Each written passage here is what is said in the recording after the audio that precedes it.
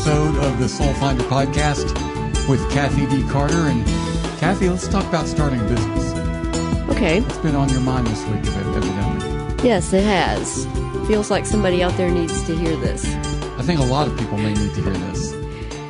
Because so many times people have great ideas for businesses and yet they don't follow through. And they don't follow through because a lot of times their environment and people in their environment talk them out of it and tell them all the negative things of why they can't start it.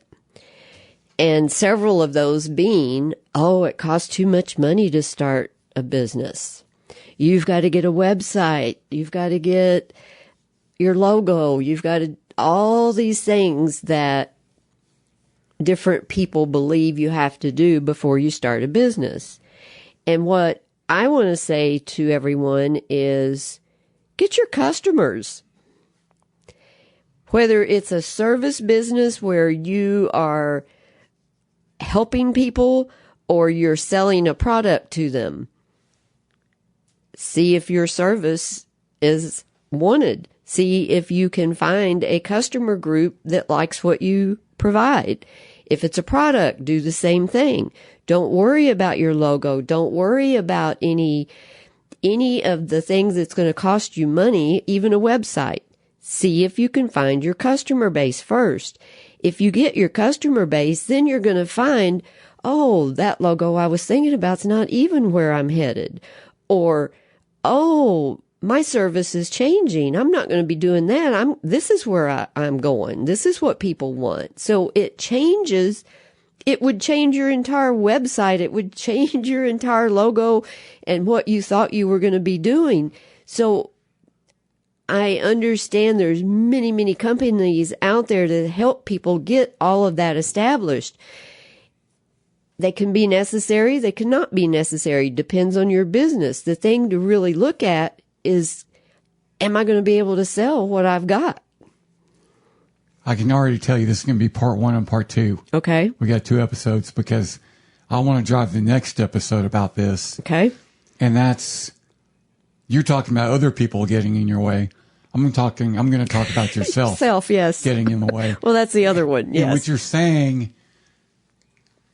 I think, applies to so many things in your life. And I'll equate it to losing weight. Mm-hmm. Okay? Don't wait until things are perfect. Okay? I was really fat at one point. Mm-hmm. And you know what? When I was really, really fat, uh-huh, and I woke up one day and my vision was blurry, uh-huh, my thought was I could go to the doctor, but the doctor was just going to say, lose some damn weight. Mm-hmm. I didn't need to go on some fancy diet. I didn't need to start taking supplements. That morning, I decided, okay, here's how I'm going to start. Anything I know that's bad for me, I'm not going to eat. Mm-hmm. Let's see how that goes. Mm-hmm. You don't need to pay money. You don't need to get those experts. Mm-hmm. You know, and I'm not saying that they're not helpful. They're bad. Right. They can be very helpful. Absolutely. But you know what you need to do. Mm-hmm. So when you're starting a business, you can start small. Take those baby steps, like you're saying. Mm-hmm. Find out whether you have a customer base. Find out basically what their needs are. You don't have to pay a consultant immediately. You don't know. Starting a podcast business. You don't have to go out and buy the latest and greatest equipment. Right. You can start and then figure it out. Yes. Because as you see, oh, there is a customer base out there for what I'm doing. Okay, let me see how I can grow that customer base. And that doesn't mean hiring some other platform or some other people to do all the social media for you. I'm talking about prove your product to yourself. Do it in your little community. Mm-hmm. If you are good, if your product is good or your service, word of mouth is going to bring you people. It's going to bring you customers. That's when you know you've got something that you can actually build and grow on. And not only that, I'll tell you this. Well, you know this. You're probably the greatest example I have.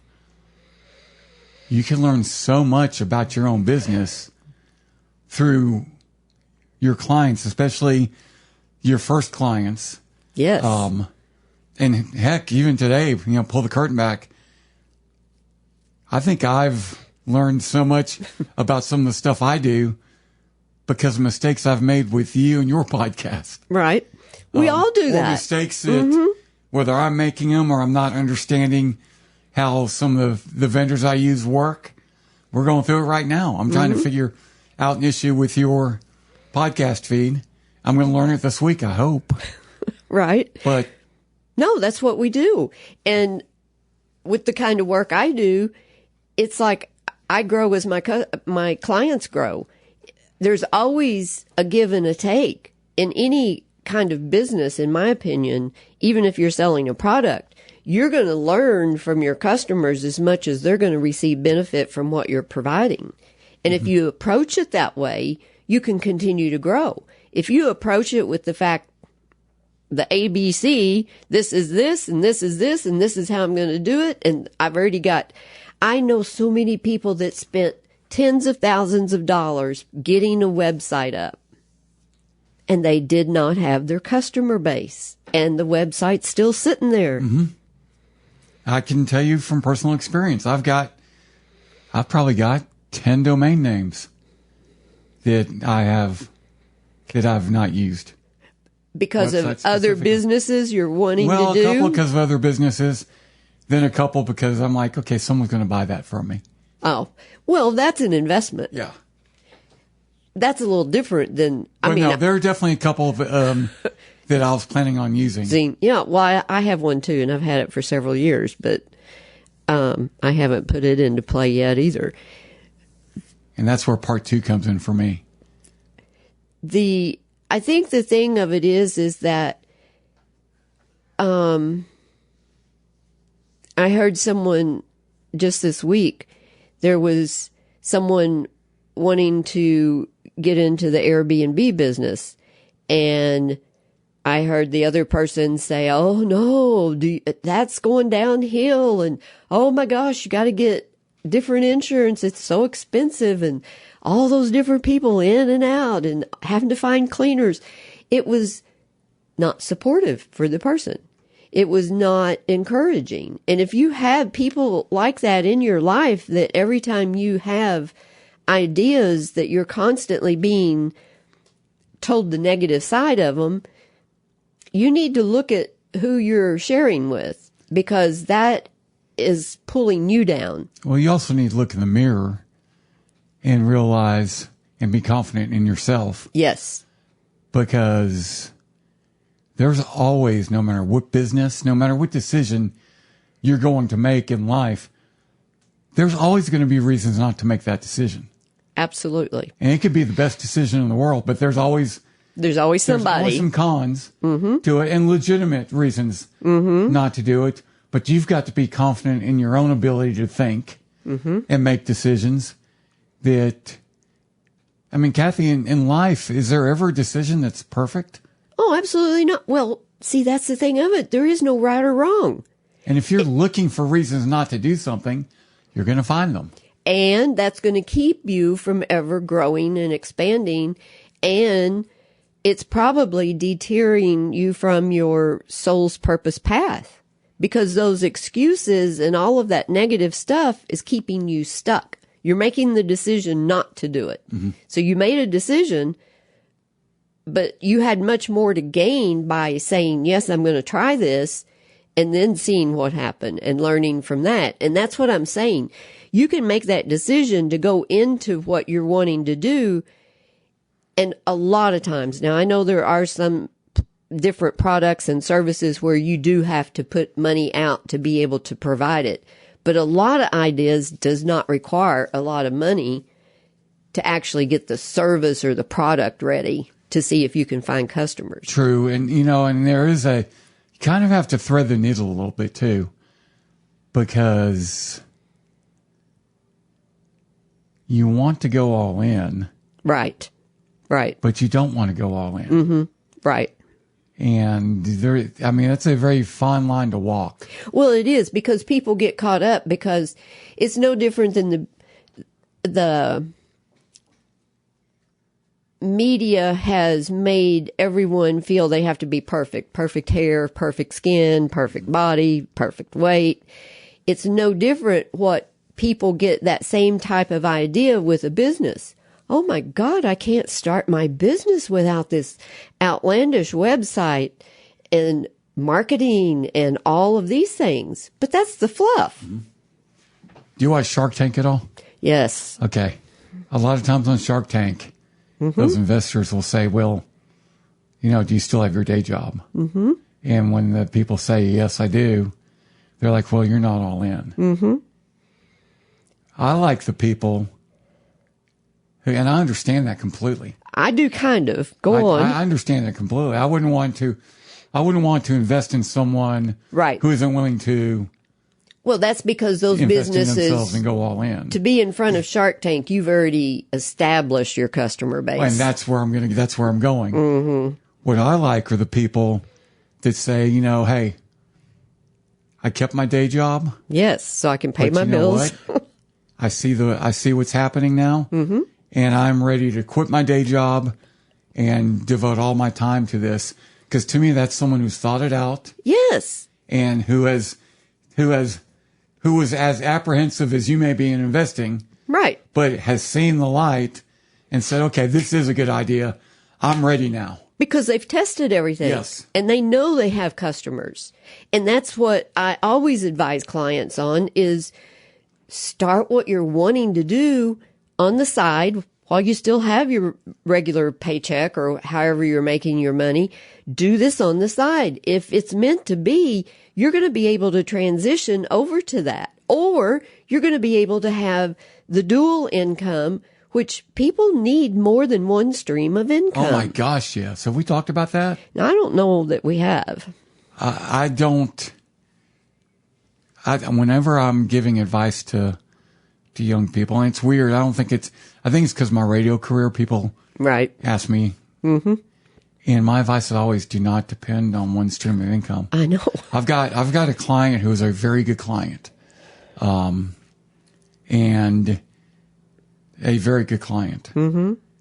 And he told me at one point that I hope that I can generate enough business for myself that I can get you to work exclusively with me. And I'm like, look, and his name's Matt Mosley. I said, Matt, I love you. I will move heaven and earth for you. I will reschedule everyone for you. Mm-hmm. Okay? I will work at 3 a.m. I'll work on Christmas. But don't take this the wrong way, but I will never, ever, ever put myself in a position where I'm relying on you for my sole income. Right. Just not going to happen. Right. And that's why I am with everyone. Mm-hmm. There's too many things that can go wrong. Yeah. Well, that's what happens. That's why people get caught when they've been doing the 9 to 5 and we're emotional beings, but corporations aren't. And it's nothing to them to let people go. And then these people that retire after 30, 40 years, and it's like they're getting screwed on retirement benefits and stuff, and they don't understand because they gave their life to this place. Mm-hmm. But this place it's not human. Well, it's not human. It's not humane. And even if they do have good intentions. Right. They can't control the economy. That's right. They can't control to a large extent. And you definitely can't control the decisions that higher ups make. And if you get caught in an I say innocent situation, but I always go back to like, if you work for Kodak in their film department and all of a sudden digital cameras come out and film's gone. That's not Kodak's fault. Mm-hmm. It's not your fault. Mm-hmm. But it's unfortunate.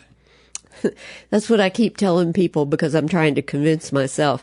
I have a lot of people in my age group that are just so upset with the world and the AI and the media, social media and all of that. And I said, look, yes, we may be upset with it and we may miss the way life used to be, but this is what life is now and we've got to adjust. We've got to adjust and find ways of showing this group of people how to reconnect in this type of environment. And not just to adjust and embrace. Yes. Because it's here. Mm-hmm. You can't erase AI now. No. You're not going to erase it. It's here. And it could be a problem. Probably is going to be a huge problem. But it's here. And what warriors need to do is figure out ways of making this okay. And how we're going to work with it, not try to just condemn it all the time. Have you messed around with it at all, AI? I haven't yet. I don't want to go squirrel moment on you, but no, I haven't yet. I love it. Do you? Oh my gosh! Do tell. How have you used it? It is incredibly scary. There's no doubt about it because it's so powerful that if you use it for the wrong reasons, and I can see, you can see all. Oh my gosh, yes. Mm-hmm. But the way I've used it, yes. Here's a little story. I got a new client who. I want you to meet this woman. She's fascinating. I think I've told you about her. She's a therapist, and her real life job is she's a grief counselor, and she teaches. Her goal would be to teach everyone how to deal with grief before they have grief. Right. But that never happens. It's always after. Yeah, it's always after. But true. Her boyfriend, it's really her husband, but they're not going to have kids, so they just. Decided not to get married, but they're husband and wife for all intents and purposes. He's got a regular job too, except he also is a pseudo professional card collector, like baseball cards and collectibles. Fascinating couple, very nice people. Now a lot of wives, a lot of women could really make fun of their husbands for collecting baseball cards. You're supposed to stop doing that when you're 9 years old or whatever. I don't agree. Well, I ran an antique mall, so I understand. And so she, one night, and I'm really simplifying this story, but she one night was trying to take interest in what he's doing. And he had like thousands of cards in front of him. And what he was doing was he was putting certain cards in one stack and other cards in another stack. So I had 2 stacks of cards going. And she was taking interest, and legitimate interest. She wasn't faking it. And she said, "Hey, tell me about the stacks you have going on here." And he said, "Well, the stack to the right, these are the players that are good players. And I think these cards could be worth something someday. This stack over here, these cards will never be worth anything. Right. They're the discards." And she, who's a thinker, and she's a relationship person, she pointed to the stack of the discards. She goes, "Those aren't those are people." Right. Those are people who were good enough to make it to get to the point where they actually got a card made. But you're saying they just weren't good enough to succeed. He said, "Exactly." And she said, "I want to hear their stories. I want to know about them. And what did they do when they had this dream and they didn't achieve exactly where the dream, where they wanted it to go? How did they recover and all that?" And I'm like, that's a very good point. And for whatever reason, this is coming in that I need to say, even for those people that had the dream and didn't achieve his stack that was going to be worth something, if you're one of those people, don't think that you haven't achieved your soul's purpose. Thank you. Keep going. Because even though your card is not over here in the stack that's going to be worth a lot of money, it does not mean that you have not been doing exactly what your soul's plan was to do, and that you did achieve what you were supposed to achieve. Not everybody can have the top selling card. I hesitate to tell you this, Kathy, because you kind of freak me out and creep me out sometimes because you know me pretty well. And what I usually say is I don't want people to know that I'm this sensitive or this deep of a thinker. Not that I'm patting myself on the back for being a deep thinker, but I don't want people to think that I'm some romantic, sensitive type guy. But there's a girl I know, well, a woman I know, that she just started her own business. And this combines everything we've just said. Okay. And I was texting her the other night, telling her just how proud I was of her. Because it took a big step. I mean, it was a big leap of faith for her to do what she's doing. And she's just at the beginning of it, and she seems to be succeeding very well. But I sent her a text message telling her how proud I was. Mm-hmm. And I love her to death. She's great. She's not I won't even say this. Her response back, when I said, I'm just very proud of you, she said, well, what are you most proud of? Which I usually hate. But I took that opportunity, and I sent her a series of text messages really from the heart. I'm most proud of the fact that you were able to take a risk on yourself. Right. Then the next one was that you had confidence in yourself. The next one was that you took a leap of faith, and just text after text like that. And then I said, and by the way, I know how you are, and you're going to think that your success is going to be measured by your balance sheet and your income statement. And you're so wrong about that, because I said, let me tell you this. You've already succeeded. It doesn't matter what happens to that business. It could fail tomorrow. And you've already shown the world who you are. And more importantly, you've shown your kids. She walked through her fears. Yeah. You showed your kids who you are, what you're willing to do. And if the business doesn't work, that doesn't matter. That's what you deal with. You've already succeeded. Yeah, that's what you deal with down the road. You figure it out. And you decide okay, maybe this isn't going to make it in this where I live with this customer base, and can I forge it a different way? Can I add a service, or can I change something? Or do I just scratch it and save myself and do something else? And I think where you were going with that, before I rudely interrupted you, was if you don't make that decision to take that leap of faith, how much you could regret not making that decision. Oh. Because you'll never know. Well, here's what I have found in my lifetime, and it's proven out with tons of clients. When you have a desire in life, in this human life on earth, when you have that strong desire, whether it's to travel to a city, another country, whether it is to start a business or try a new talent, try something that you've always wanted, that statements in everybody. I always wanted to blah, blah, blah.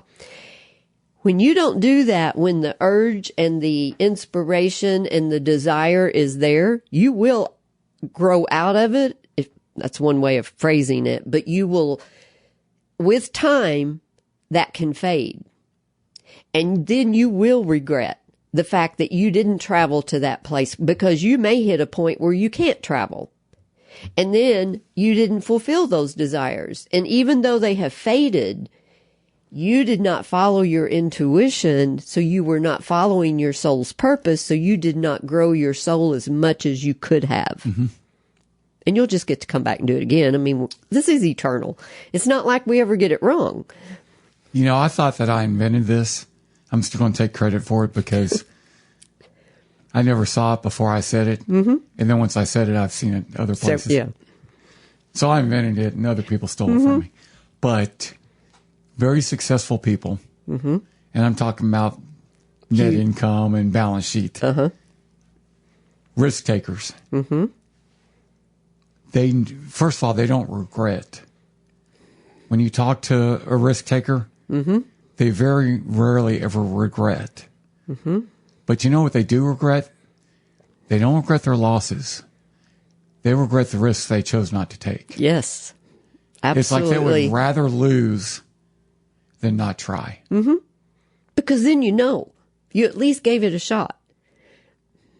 If you don't, and you had that burning desire to start this company or to go try some sort of sport or art or whatever, those things of trying something that you've always wanted to do can be the beginning step of getting on your soul's purpose, because they will lead you to where you're supposed to go. It may not, That art class may not be the end result, but in that art class, you may decide you want to try pottery, and you go to pottery and you become this famous potterer, and you would have never done it had you not taken the art class.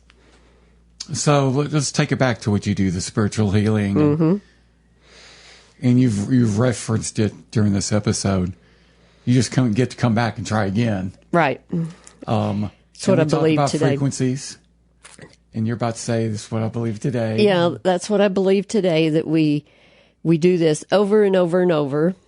Well, and this morning I saw.